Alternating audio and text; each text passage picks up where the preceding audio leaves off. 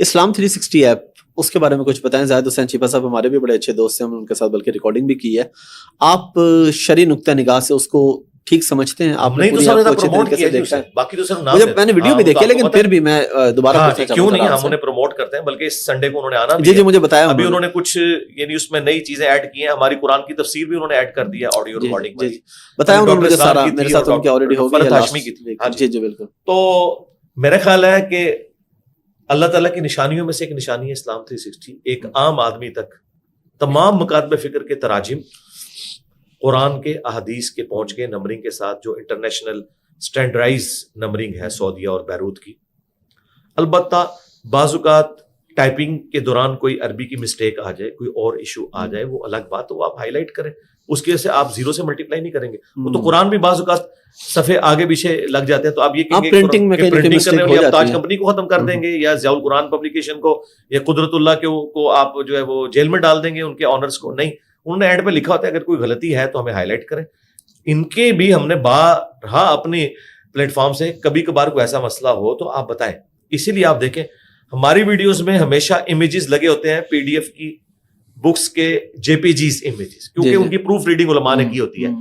Unicode میں بعض اوقات پروف ریڈنگ ہوئی ہو، بعض اوقات ڈالتے ہوئے الفاظ آگے پیچھے ہو سکتے ہیں، تو وہ خطرہ ہوتا ہے. لیکن اوور آل بہت کم ایسا ہوتا ہے. اگر کسی کو کوئی شکایت ہے تو بتائے، تو انشاءاللہ ہم ٹھیک کروا دیں گے. ہم نے کئی چیزیں ٹھیک کروائی ہیں.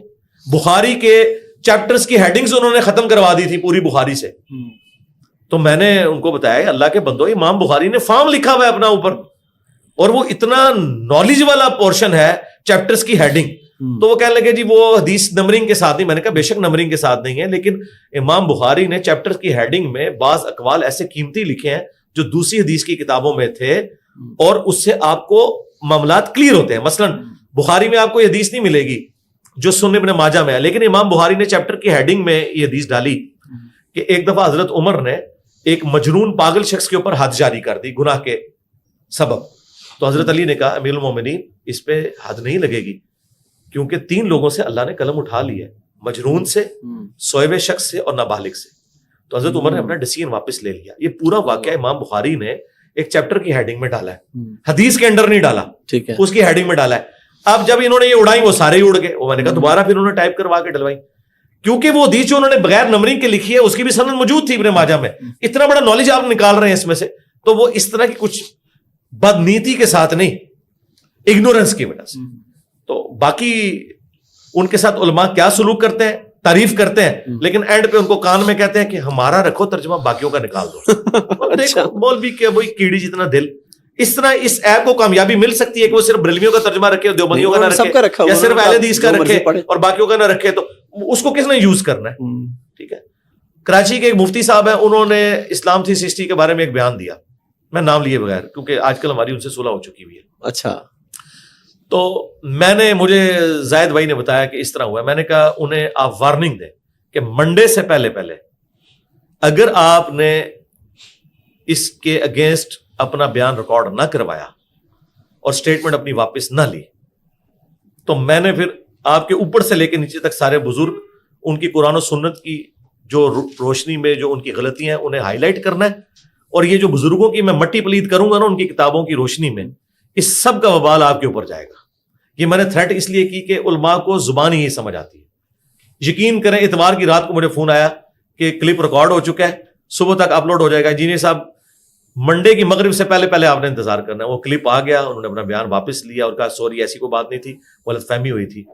اور پھر اس کے بعد انہی مفتی صاحب کو جا کے انہوں نے انٹرویو بھی اپنا دیا. نہیں ویسے وہ مفتی صاحب بھی اچھے آدمی، ہمارے بڑے پیارے دوست ہیں. بہت اچھی بات ہے، اگر صلح ہو گئی ہے تو ہو ہی جانی چاہیے. جی ہماری ان سے کوئی ذاتی دشمنی تو نہیں ہے. ہم تو کہتے ہیں کہ آپ بزرگوں کو چھوڑ کے نا دین کا کام کریں اور اتحاد امت پہ کام کریں. اختلافی موضوعات ان کی فیلڈ نہیں تھی. دیکھیں کتنے نوجوان ہیں جو ان کے لطیفے سن کے دین کی طرف آ رہے ہیں یا محظوظ ہو رہے ہیں. نو ڈاؤٹ وہی آپ بیان کریں.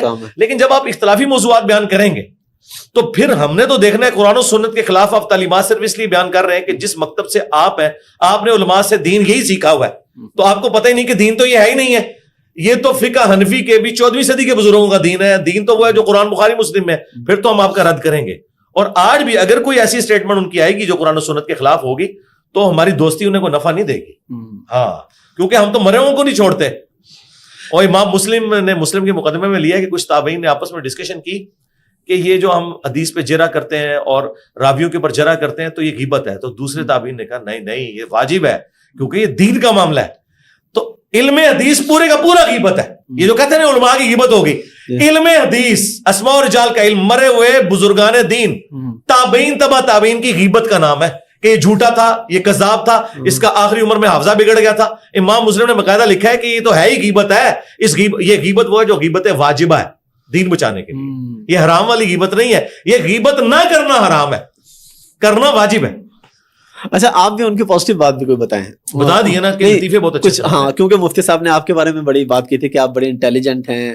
اس حوالے سے ایک پوڈ کاسٹ میں انہوں نے بھی ذکر کیا تھا. تو آپ بھی میری تعریف یہ نہیں ہے کہ مجھے کوئی انٹیلیجنٹ, نہیں تعریف نہیں, انہوں نے میری تعریف یہ ہے کہ پازیٹیو وے میں یوز کریں. میری تعریف یہ ہے کہ اس پلانٹ ارتھ پہ مجھ سے پہلے نہ آج تک میرے علم میں کوئی بندہ ہے کہ قرآن اور سنت کی دلیل دیتا ہو, آیت کا نمبر بتاتا ہو, حدیث کا نمبر بتاتا ہو, بک کا بتاتا ہو, اور وہ چیزیں پبلکلی ڈسپلے کرواتا ہو, انکلوڈنگ ڈاکٹر ذاکر نائک کے.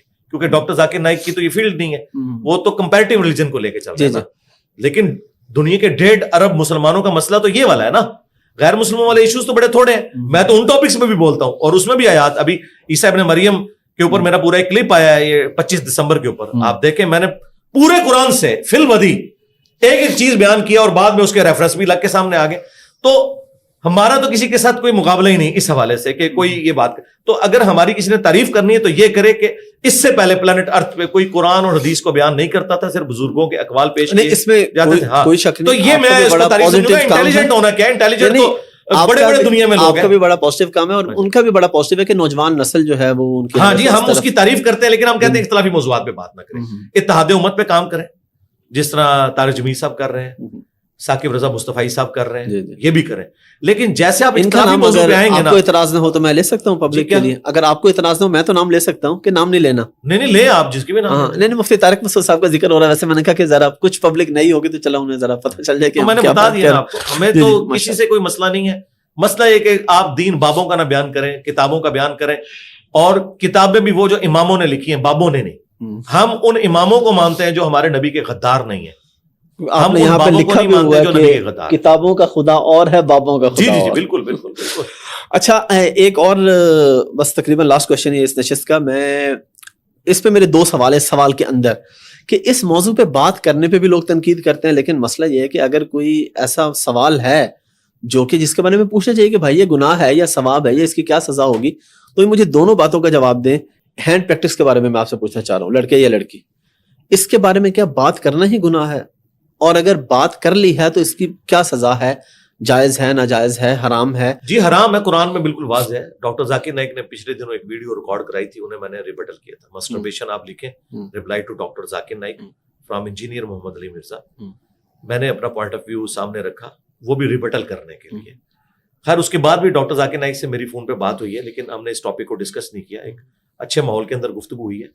وہ ایک اپنا پوائنٹ آف ویو رکھتے ہیں, ہم نے اپنا پوائنٹ آف ویو قرآن و سنت کی روشنی میں پیش کیا, انہوں نے علماء کے اقوال کی روشنی میں, اور وہ بھی اقوال انہوں نے ون سائیڈڈ پیش کیے. ہم نے قرآن و سنت سے بالکل واضح بتایا کہ سورہ المومنون کے سٹارٹ میں اللہ تعالیٰ نے اہل ایمان کی نشانی بتائی ہے کہ وہ اپنی شرمگاہوں کی حفاظت کرتے ہیں, مگر اپنی بیویوں اور کنیزوں, اور کنیزیں ظاہر ہے کہ وہ آج کل ایبسلیٹ ہو چکی ہوئی ہیں. اور اللہ تعالیٰ نے ساتھ ہی فرمایا کہ جو اس کے علاوہ کوئی اور راستہ اختیار کرتا ہے وہ حد پھلانگنے والا ہے.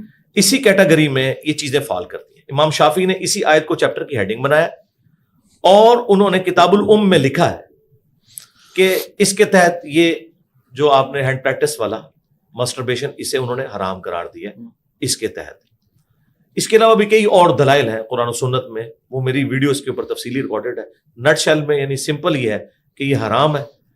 اسلام نے اس کا الٹرنیٹو یہ بتایا ہے, بخاری مسلم میں حدیث ہے, اے نوجوانوں کے گروہ, تم میں جس میں استطاعت ہے وہ نکاح کرے. نکاح کرنا آنکھوں کی حفاظت کا ذریعہ ہے, آنکھوں کو نیچا رکھتا ہے, اور شرمگاہ کی حفاظت کا ذریعہ ہے. اور جو نکاح کی استطاعت نہ رکھتا ہو وہ روزے رکھ کے اپنی شہوت کو ٹھنڈا کرے. تو ہمارے نبی الاسلام نے روزے کی شکل میں ہمیں اس کا الٹرنیٹو دیا ہے. اگر اس کی کوئی گنجائش نکلتی ہوتی تو اللہ کے نبی ضرور دیتے. دیکھیں میوزک میں دف کی گنجائش نکلتی تھی تو دے دی, ٹھیک ہے نا, جہاں گنجائش نکلتی ہے تالی, ایون علماء تو کہتے ہیں تالی مارنا حرام ہے. میں نے بخاری مسلم سے ثابت کیا ہے کہ نبی علیہ السلام نے فرمایا کہ اگر امام غلطی کرے تو عورتیں تصفیق کریں گی, ہاتھ پہ ہاتھ مار کے امام کو غلطی پر مطلع کریں گی, اور مرد سبحان اللہ کہہ کے. اس سے عورت کی آواز کا پردہ بھی ظاہر ہوا. دیکھیں کتنا پردہ ہے کہ عورتیں سبحان اللہ بھی نہیں کہیں گی. اور تصفیق ہاتھ پہ ہاتھ مارنا, اگر یہ ہاتھ پہ ہاتھ مارنا حرام ہوتا تو نبی اسلام اسے کبھی بھی نہ سجیسٹ کرتے. آپ کہتے کہ کھانس لو کر لو, یہ بھی نہیں آپ نے اجازت دی. تو جہاں پہ اجازت ہے وہاں پہ ہے, جہاں پہ نہیں ہے وہاں پہ نہیں ہے. ہم تو قرآن و سنت کے دلائل کی روشنی میں بات کرتے ہیں, اور کیونکہ اجتہاد اور قیاس وہاں ہوگا جہاں قرآن و سنت میں دلائل موجود نہ ہو.